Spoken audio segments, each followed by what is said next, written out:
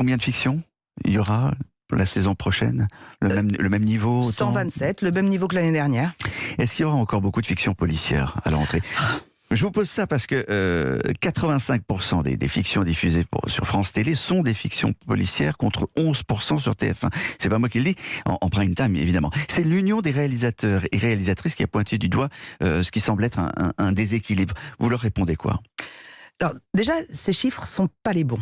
Alors quels sont les bons? Non, mais je vais vous expliquer. Quand on comptabilise, d'abord, le représentant du syndicat a dit sur Ventre Hôtel qu'il avait aussi comptabilisé les séries américaines, ce qui est très troublant. Là, vous avez comptabilisé aussi les rediffusions. Et vous savez qu'en grille d'été, on rediffuse beaucoup. Donc je pense que les chiffres sont erronés. Vous les avez pas recalculés? C'est un long travail, je vais le faire. Je reviendrai en septembre. Après, je trouve que ce procès d'intention est injuste. Parce que, en fait, le public regarde le polar. Donc on ne peut pas critiquer le public de regarder le policier. Est-ce que vous critiquez un libraire qui a 3 rayons sur des romans policiers et 1 rayon sur du roman? Non.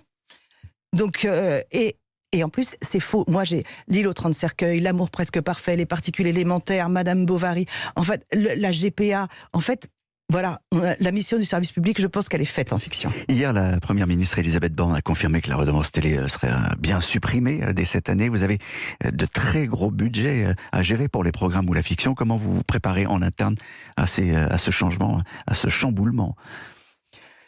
Pour l'instant, on n'est pas impacté. Enfin, pour l'instant, on fait la grille comme si on était à budget égal. Et je pense que je vais laisser d'autres personnes en parler. Tout le service comptable. Voilà, exactement.